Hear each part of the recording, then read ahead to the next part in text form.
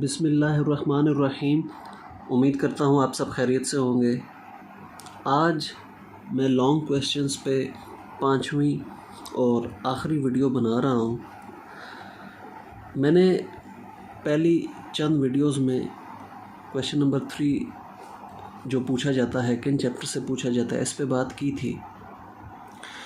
फिर नेक्स्ट कुछ वीडियोस में मैंने इस सेक्शन पे बात की थी। क्वेश्चन नंबर 5 किन चैप्टर से पूछा जाता है और कैसे इसको तैयार करना है, मैंने इस पे तफसील से बात की थी। आज बात होगी इस क्वेश्चन पे। ये क्वेश्चन इंडेक्स नंबर के चैप्टर से पूछा जाता है। 4A 4B पार्ट, बाज़ औक़ात 2 पार्ट्स आ जाते हैं, बाज़ औक़ात एक ही पार्ट आता है। तो ये तैयार करने के लिए आपको कौन कौन से टॉपिक्स, कितने क्वेश्चंस प्रिपेयर करने हैं, ये मैं अभी आपके साथ शेयर करता हूँ। तो इंडेक्स नंबर्स में कंपोजिट इंडेक्स नंबर्स की टाइप्स आगे फर्दर होती हैं। एक अनवेटेड इंडेक्स नंबर्स, दूसरे वेटेड इंडेक्स नंबर्स। तो अनवेटेड इंडेक्स नंबर्स फाइंड करने के 2 मेथड्स हैं, simple aggregative method, simple average of relatives method. और वेटेड इंडेक्स नंबर्स फाइंड करने के ये लेस्पियर्स, पाशीज़ और फिशर्स मेथड है। और एक और कंज्यूमर प्राइस इंडेक्स नंबर भी हम फाइंड करते हैं, लेकिन इसमें जो फार्मूलाज यूज़ होते हैं वो लेस्पियर्स के फार्मूला ही इस्तेमाल होते हैं। अच्छा, अब इनके कितने केसेस हैं, कितने क्वेश्चंस हमें प्रिपेयर करने हैं, इस पे बात कर लेते हैं। सबसे पहले अनवेटेड इंडेक्स नंबर्स पे बात करते हैं। तो अनवेटेड इंडेक्स नंबर्स के ये केसेस हैं जो मैंने आपके साथ शेयर कर दिए। सिंपल एग्रीगेटिव मेथड में आपने जस्ट एक केस पढ़ना है, फिक्स्ड बेस मेथड। और simple average of relatives method में ये 2 टाइप्स आएंगी, एक चेन बेस मेथड आएगा और एक फिक्स्ड बेस। फिर चेन बेस के 3 मुख्तलिफ केसेस होंगे जो हमने डिस्कस करने। तो मैं आपको एक क्वेश्चन इस टाइप का दिखा देता हूँ, एक इस टाइप का दिखा देता हूँ, और बाकी 3 ये वाले भी आपको मैं दिखा देता हूँ कि इन क्वेश्चंस को आप कैसे सॉल्व करते हैं। जी, तो सबसे पहले ये वाला डिस्कस करते हैं। आपकी एक्सरसाइज का एक क्वेश्चन आपके साथ शेयर करता हूँ, इसको ज़रा पढ़िए। Given the prices of 4 commodities, construct price index numbers by simple aggregate method taking 1960 as base. और नेक्स्ट पेज पे ये इस क्वेश्चन का डाटा है। तो आपने इस क्वेश्चन में क्या करना है, इन सब वैल्यूज़ का टोटल लेकर यहाँ पर लिखना है। यहाँ ईयर्स गलत लिखे हुए हैं, वहाँ 1960 बेस दिया हुआ है, तो यहाँ ईयर्स होने चाहिए थे 60, 61, 62, 63, या फिर वहाँ पर लिखा होना चाहिए था टेकिंग 1991 एज बेस। तो आपने सिंपल एग्रीगेट मेथड में क्या करना होता है, इन वैल्यूज़ के टोटल करने होते हैं यहाँ पर। और एक और बात याद रख लीजिए, नोट कर लीजिए बेशक, कि इंडेक्स नंबर्स के जो अनवेटेड इंडेक्स नंबर्स के क्वेश्चंस होते हैं, जिसमें सिंपल एग्रीगेट मेथड और simple average of relative method शामिल है, इसमें आपने ईयर्स हमेशा इस साइड पर लिखने हैं, फिर कैलकुलेशन में आसानी हो जाएगी। एक अगला सवाल भी आपको दिखा देता हूँ, इसमें देखें ईयर्स यहाँ कॉलम वाइज लिखे हुए हैं। तो पहले आप इन तमाम वैल्यूज़ को 1952 को इधर लिख के इन तमाम वैल्यूज़ को यूँ रो की शक्ल में लिख लेंगे। तो तमाम कॉलम वाली वैल्यूज़ को रो की फॉर्म में लिख लेंगे, ठीक है। ये काम आपने पहले करना होता है। अच्छा जी, मैं मेथड एक्सप्लेन कर रहा था। टोटल फाइंड करने के बाद अगला स्टेप जो है वो इंडेक्स नंबर्स फाइंड करने का है, या उनको आप प्राइस रिलेटिव्स भी कहते हैं। वो कैसे होगा कि ये जो टोटल होगा यहाँ पर इन 4 वैल्यूज़ का, 3 वैल्यूज़ का जो टोटल होगा, उस टोटल से इस वैल्यू को भी डिवाइड करना है और 100 से मल्टीप्लाई करना है, इसको भी, इसको भी और इसको भी। मतलब यहाँ 4 टोटल्स आएंगे, चारों टोटल्स को आपने इस पहले टोटल पे डिवाइड करके 100 से मल्टीप्लाई करना है। ये था जी simple aggregate method. Simple aggregate method का ये केस, एक ही केस होता है, फिक्स्ड बेस केस, ये डिस्कस हो चुका है। अब मैं बात करूँगा simple average of relatives method में फिक्स्ड बेस केस की, ठीक है जी। तो ये सवाल ज़रा गौर से पढ़िए ताकि आप ये भी पहचान सकें सवाल में हमने क्या चीज़ें देखनी होती हैं, तो हमें पता चल जाए ये किस केस का सवाल है।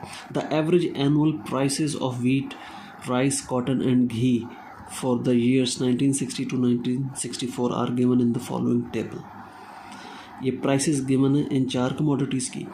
Construct price index numbers with 1960 as base using the simple average of relatives method।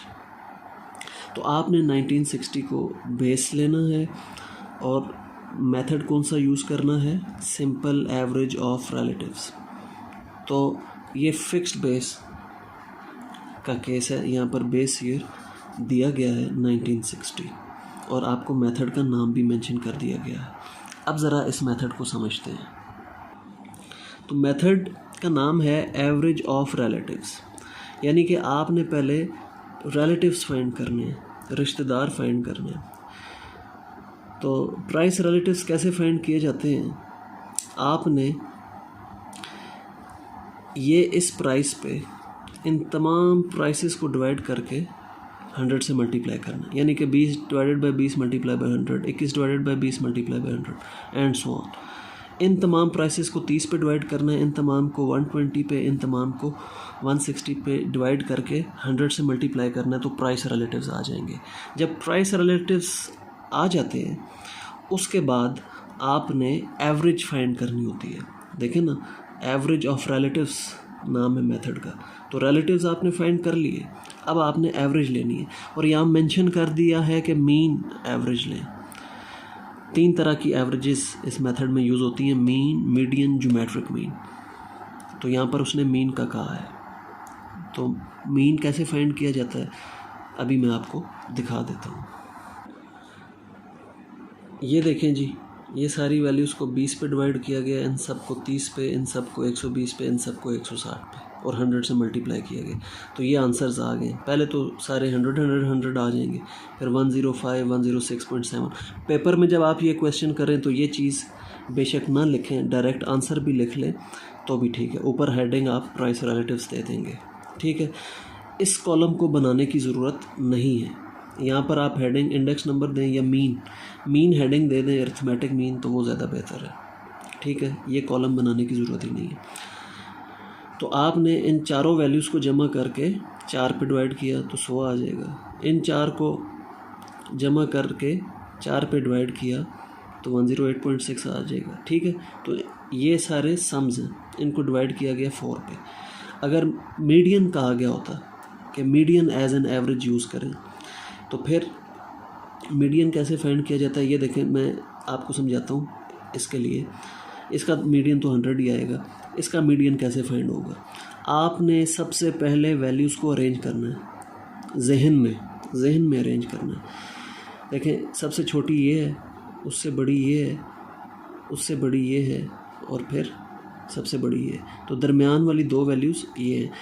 दरमियान वाली 2 वैल्यूज़ को जमा करके 2 पे डिवाइड करें, मीडियन आ जाएगा। क्योंकि ये टोटल 4 वैल्यूज़ हैं, 4 वैल्यूज़ हों टोटल, तो फिर दरमियान वाली 2 वैल्यूज़ को जमा करके 2 पे डिवाइड करते हैं, मीडियन आ जाता है। अगर 3 वैल्यूज़ होती हैं, सिर्फ 3 कमोडिटीज़ दी गई होती, तो फिर दरमियान वाली वैल्यू मीडियन होती है, लेकिन वैल्यूज़ को पहले अरेंज करना होता है। अब इसको अरेंज करते हैं, 110, 110, 116, ये खुद ही अरेंज है, तरतीब से ही हैं। तो इन दोनों को जमा करके 2 पे डिवाइड करें, मीडियन आ जाता है। ये रेंज नहीं है जी, ये सबसे छोटी है, फिर उससे बड़ी है, उससे बड़ी है, तो दोनों 120 है, इसका मीडियन 120 होगा। तो मीडियन ज़रा आपने ध्यान से फाइंड करना होता है, वैल्यूज़ को जहन में अरेंज करना होता है। फिर आगे चलते हैं।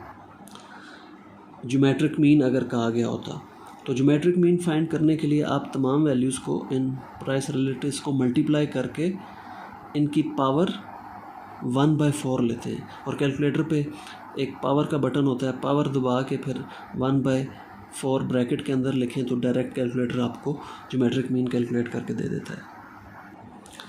तो अब हम ये वाला केस डिस्कस कर चुके, ये वाला केस डिस्कस कर चुके, अब इस केस की बारी है। इसमें फर्दर फिर 3 टाइप की सिचुएशंस आती हैं। वो सिचुएशंस क्या होती हैं, ये क्वेश्चन में प्राइसेस गिवन हो, बेस ईयर भी गिवन हो, प्राइसेस गिवन हो, बेस ईयर ना गिवन हो।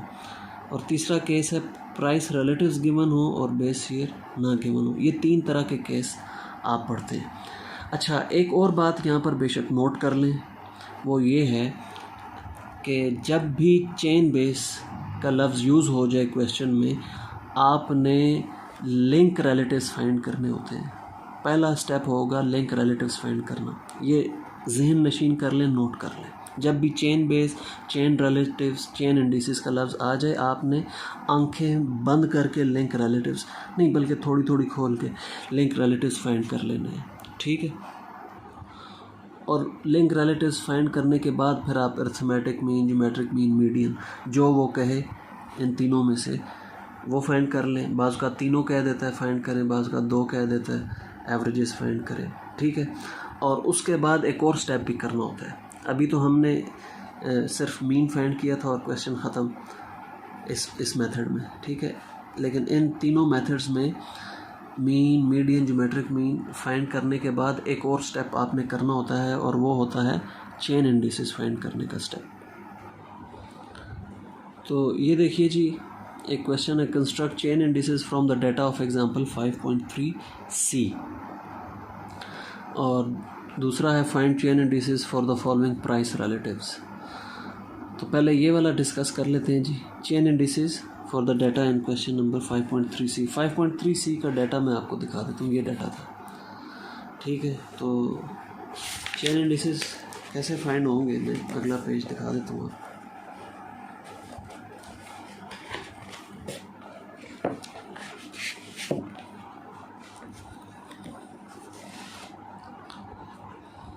ऐसे सबसे पहले लिंक रिलेटिव्स फाइंड करने हैं। ठीक है। लिंक रिलेटिव्स कैसे फाइंड होते हैं, पहले वाले तो बेस ईयर गिवन था, चूँकि 100 आ गए, फिर प्रीवियस प्राइस को करंट प्राइस पर डिवाइड करके 100 से मल्टीप्लाई करना। ये पेज जो था, यहाँ से अगर आप देखें, पहले इन वैल्यूज़ को अरेंज भी करना है। जैसे मैंने आपको बताया था, 64 इधर लिखें, 65, 66, 67, और फिर ABCD इन कमोडिटीज़ की वैल्यूज़ लिखें, यानी कि इन तमाम रोज़ को कॉलम्स में लिखते हैं। ठीक है। ऐसे इनको ऐसे। उसके बाद आपने फिर लिंक रिलेटिव्स फाइंड करने हैं। तो पहले वैल्यूज़ के 100 आ जाएंगे। उसके बाद 1.75 डिवाइड करेंगे, 1.50 से 100 से मल्टीप्लाई करेंगे, 2 को 1.75 पे, 2.25 को 2 पे। ये यहाँ पर हुआ है काम, ये देखें। ठीक है। इस तरह लिंक रिलेटिव्स फाइंड होते हैं। ये भी इसी तरह, ये भी। ये लिंक रिलेटिव्स फाइंड करने के बाद आप, अगर उसने मेंशन नहीं किया हुआ कि कौन सी एवरेज फाइंड करनी है, तो अरिथमेटिक मीन आसान होता है, ये फाइंड कर लिया करें। तो इन 4 वैल्यूज़ के हमने मीन फाइंड कर लिए। यहाँ पर मीन फाइंड करने के बाद मैंने कहा था कि एक और स्टेप करना होता है चेन इंडिसेस मेथड में, कि आपने चेन इंडिसेस फाइंड करने होते हैं। First one as it is, जो यहाँ पे वैल्यू है वही यहाँ पर लिखते हैं। फिर इस वैल्यू को आपने मल्टीप्लाई करना है प्रीवियस वैल्यू से, इससे 100 है, और डिवाइड हमेशा 100 से करना है।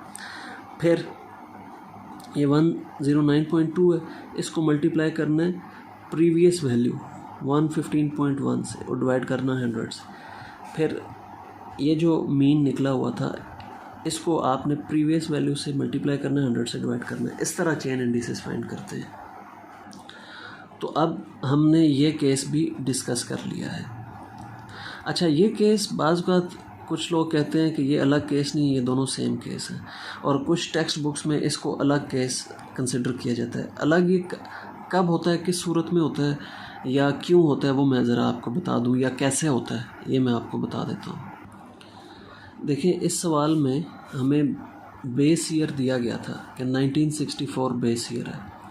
अगर ये ना लिखा होता कि 1964 बेस ईयर है, तो फिर क्या फ़र्क होता, सिर्फ यहाँ पर हम dash dash dash and dash लगा देते, बाकी प्रोसीजर सेम ही होता। 1.75 1.50 पे डिवाइड होता, 100 से मल्टीप्लाई होता, अगले सारे लिंक रिलेटिव्स यही सेम स्टेप फॉलो होते। बस सिर्फ क्या चेंज आती कि ये पहले जो लिंक रिलेटिव्स हैं इनको हम डैश डैश डैश लगा देते हैं। ठीक है, तो आपने क्वेश्चन के अंदर देखना है कि बेस ईयर दिया गया है या नहीं दिया गया। दिया गया हो तो पहले लिंक रिलेटिव्स 100 100 100 आ जाएंगे, ना दिया गया हो तो फिर लिंक रिलेटिव्स पहले जो है पहली रो में आप डैश डैश डैश डैश लगा सकते हैं। बहरहाल अगर आप डैश डैश नहीं लगाते 100 100 100 भी लिख देते हैं, उस सूरत में भी आपका सवाल गलत कंसिडर नहीं होगा। ठीक है, अब डिस्कस कर लेते हैं जी आखिरी case, when price relatives are given base year is not given. ये स्टेटमेंट पे गौर कीजिए ज़रा, गौर तलब बात है। Find chain indices from the following price relatives, के फॉलोइंग प्राइस रिलेटिव्स, आपको प्राइस रिलेटिव्स दिए गए हैं और using geometric mean as average आपने चेन इंडिसेस फाइंड करने हैं, और आपको क्वेश्चन में प्राइसेस नहीं दी गई बल्कि प्राइस रिलेटिव्स दिए गए हैं। तो हम इस केस की बात कर रहे हैं, price relatives are given, price relatives दे दिए गए हैं, बेस ईयर नहीं दिया गया, आपने चेन इंडिसेस फाइंड करने हैं। तो ये रहे प्राइस रिलेटिव्स। सिर्फ इसमें भी पहला स्टेप जो है वो डिफरेंट होगा, आगे सारा काम जिस तरह चेन इंडिसेस तक पहुंचने के लिए हम काम करते हैं वही है। चेन इंडिसेस का लफ्ज़ आ गया तो आपने लिंक रिलेटिव्स फाइंड करने हैं। लिंक रिलेटिव्स के बाद कोई भी एवरेज, मीन, मीडियन या ज्योमेट्रिक मीन, उसने ज्योमेट्रिक मीन का कहा था तो हमने ज्योमेट्रिक मीन फाइंड कर लिया। तो ये लिंक रिलेटिव्स कैसे शुरू होंगे, पहला स्टेप मुख्तलिफ होगा। जब प्राइस रिलेटिव्स दिए गए हों तो पहले link relatives as it is लेते हैं। ठीक है, यहाँ पर 100 100 100 100 लिख दिया तो क्वेश्चन गलत हो जाएगा। ये सिर्फ इसमें मुख्तलिफ स्टेप है कि प्राइस रिलेटिव्स दिए गए हों तो एज इट इज़ लेते हैं, प्राइसेस दी गई हों, बेस ईयर दिया गया हो तो फिर 100 100 100 ले लेते हैं। ठीक है, उसके बाद अगले स्टेप वही है, आपने 62 को डिवाइड करना है 85 पे, 100 से मल्टीप्लाई करना है, आपको आंसर 73 मिल जाएगा। फिर 104 को डिवाइड करना है 62 पे, आपको आंसर 168 मिल जाएगा। 60 को 93 पे तो आंसर 65। मतलब ये सारा प्रोसीजर आप इसी तरह करेंगे। अच्छा, लिंक रिलेटिव्स आगे आपको ये जो नीचे डैश लॉग नज़र आ रहे हैं ये करने की ज़रूरत नहीं है, आप इन्हीं वैल्यू से ज्योमेट्रिक मीन डायरेक्टली कैलकुलेट कर सकते हैं। 85 72 110 65 इन चारों को मल्टीप्लाई कर दें और फिर पावर का बटन प्रेस करें और फिर ब्रैकेट में पावर ले लें आंसर की 1/4, जो भी आंसर आया होगा ना मल्टीप्लाई करके, आपने पावर का बटन दबाकर फिर ब्रैकेट के अंदर ये याद रखिएगा 1/4 लिखेंगे तो इन चारों वैल्यूज़ का ज्योमेट्रिक मीन निकल आएगा 81.32। ये आप करके अभी देख सकते हैं, और ये प्रोसीजर इन तमाम वैल्यूज़ के लिए करना है। जब आप ये कर लेंगे उसके बाद चेन इंडिसेस उसी तरह, फर्स्ट वन ये एज इट इज़, फिर ये वैल्यू मल्टीप्लाई होगी, प्रीवियस से डिवाइड होगी 100 से, एंड सो ऑन। आपने इस काम को मुकम्मल कर लेना है। तो ये डिस्कशन थी अनवेटेड इंडेक्स नंबर्स में। इनमें फ़र्दर 2 मेथड्स हैं और उनके आगे फिर ये फ़र्दर केसेस हैं। ये कंफ्यूज बाज़-औक़ात कर देते हैं, लेकिन आपने अगर गौर से इनको समझ लिया तो फिर इंशाल्लाह कंफ्यूज नहीं करेंगे। अब आ जाइए वेटेड इंडेक्स नंबर्स। ये ज़रा आसान पोर्शन है, इसमें इतनी कन्फ्यूजन नहीं होती। ये देख लीजिए जी, ये मैंने लिखा है Laspeyres price index number, Paasche's price index number, Fisher's price index number, ये इनके फार्मूले हैं।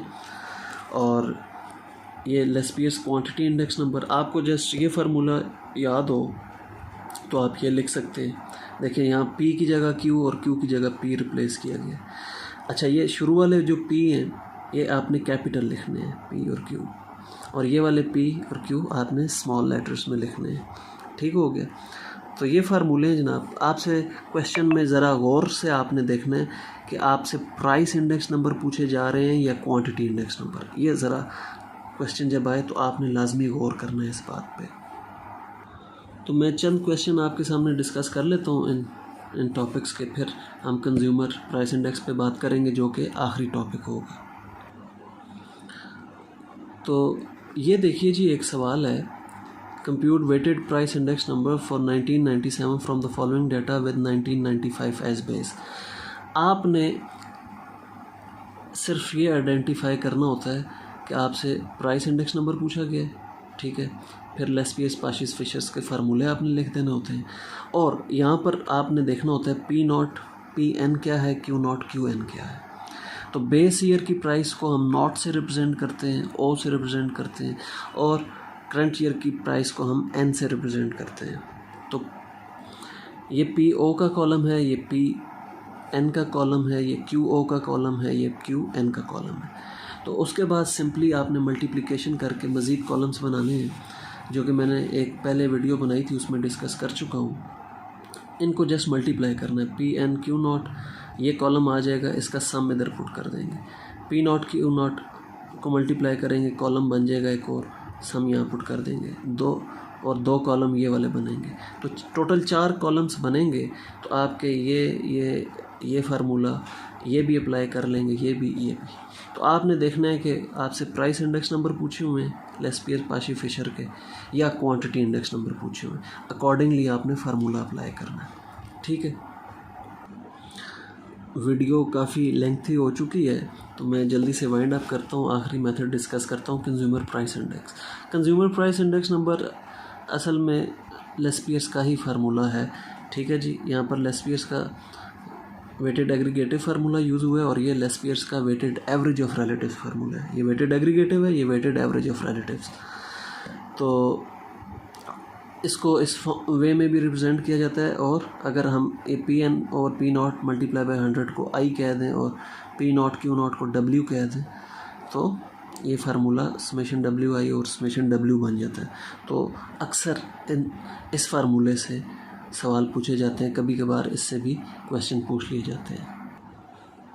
मिसाल के तौर पर अगर मैं इस क्वेश्चन की बात करूं, तो ये वैल्यूज़ हैं डब्ल्यू की। 35% को आपने इग्नोर कर देना है, सिर्फ 35 वैल्यू ले लेनी है यहाँ से। 35, 15, 20, 11, 19 ये डब्ल्यू की वैल्यूज़ हैं। आई आपने ख़ुद कैलकुलेट करना है। वो कैसे कैलकुलेट होगा, ये करंट ईयर है, ये बेस ईयर है। तो करंट ईयर की प्राइसेस को आपने डिवाइड कर देना है बेस ईयर की प्राइसेस पे, और 100 से मल्टीप्लाई कर देना है। तो आई का कॉलम आ जाएगा, या रो में अगर आप लिख रहे हैं तो आई की रो आ जाएगी। ये डब्ल्यू रो में लिखा हुआ है, ये आई रो में लिखा हुआ है। बाद में आप इनको कॉलम्स में लिखना चाहते हैं तो कॉलम्स में लिख के आगे डब्ल्यू आई का कॉलम बना लें, ठीक है। और फिर इस फार्मूले में पुट करके आंसर फाइंड कर लें, ठीक है। तो ये काफ़ी मशहूर ज़माना सवाल है। बाज़ औक़ात आई ख़ुद डायरेक्टली दे देता है, बाज़ औक़ात आपको कैलकुलेट करने के लिए कह देता है, ठीक है। बाज़ औक़ात आई की वैल्यूज़ भी दे देता है, डब्ल्यू की भी दे देता है, ठीक है। तो आपने ये ध्यान रखना है कि आपको क्वेश्चन में क्या चीज़ गिवन है। ये जनाब आखिरी सवाल डिस्कस कर लेते हैं इस वीडियो का।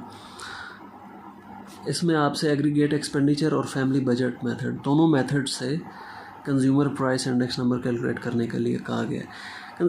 तो इस टाइप का जब सवाल दिया गया हो जहाँ यूनिट ऑफ प्राइस और क्वांटिटी कंज्यूम दी गई हो, तो आपने ये देख लेना होता है कि ये यूनिट्स किस तरह एक्सप्रेस की गई हैं। तो 20 kg इसको कन्वर्ट करना है हमने रुपीज़ पर मन में, यानी कि 20 kg में कितने मन आते हैं। तो 40 kg का 1 मन होता है, तो 20 kg का मतलब हुआ 0.5 मन, ठीक है। इन वैल्यूज़ को आपने 40 पे डिवाइड कर देना है। तो यहाँ यूनिट को देखते हुए हमने इसको उस यूनिट में कन्वर्ट करना होता है। इसको भी 40 पे डिवाइड कर देंगे, इसको भी 40 पे, इसको भी 40 पे। इसको डिवाइड करने की ज़रूरत नहीं है, इसको भी नहीं है, इसको भी नहीं है, और इसको भी डिवाइड करने की ज़रूरत नहीं है। देखें जी, ये काम इसमें ज़रा इस मेथड में ज़रा डिफरेंट है जो आपने करना होता है। ये काम कर लिया, फिर उसके बाद आगे स्टेप्स आसान है। प्राइसेस दी हुई हैं, बेस ईयर मेंशन किया गया था, 56 बेस ईयर है। तो इसकी प्राइसेस को पी नॉट, इसको पी एन, इन्होंने पी 1 से रिप्रेजेंट किया है, 1 से भी कर सकते हैं, बहरहाल एन अगर कर दें तो बेहतर है। P naught P N. उसके बाद एग्रीगेट एक्सपेंडिचर मेथड के लिए आपको ज़ाहिर है लेस्पियर्स मेथड जिस तरह होता है, पी नॉट क्यू नॉट का column, P N Q naught का कॉलम आपको चाहिए होता है। तो ये मल्टीप्लिकेशन से ये कॉलम्स आ जाएंगे, ठीक है। आपने इन वैल्यूज़ से मल्टीप्लाई करना है, ये कन्वर्टेड वैल्यूज़ हैं, ठीक है। फिर ये देखिए जी, लेस्पियर्स वाला फार्मूला अप्लाई हुआ और ये आंसर आ गया। ये इन्होंने आंसर इस जगह लिखा हुआ है, आगे कैलकुलेशन की हुई है दूसरा मेथड। दूसरा मेथड देखिए जी, मैंने आपके साथ फार्मूला शेयर किया था कि आई किसके इक्वल होता है, P N divided by P naught multiply by 100। तो पी एन को पी नॉट पे डिवाइड करके 100 से मल्टीप्लाई करें तो आई का कॉलम आ जाएगा। डब्ल्यू मैंने लिखा था इक्वल होता है पी नॉट क्यू नॉट के, तो पी नॉट और क्यू नॉट को मल्टीप्लाई करके डब्ल्यू आ जाएगा, और फिर डब्ल्यू आई करके आप इनका सम ले लें, डब्ल्यू का सम ले लें, और फिर ये फार्मूले में पुट करके आंसर फाइंड कर सकते हैं। तो ये मैंने आपके साथ फार्मूला शेयर किया था, उन्होंने आई इस तरह फाइंड किया, डब्ल्यू इस तरह फाइंड किया, ठीक है। तो ये थे जनाब सारे इंडेक्स नंबर्स के केसेस। ये सवाल अगर आपने अच्छा करना है तो ये जो मैंने इस वीडियो में डिस्कस किए इनको अच्छी तरह प्रिपेयर कर लीजिए। गुड लक, अल्लाह हाफिज़।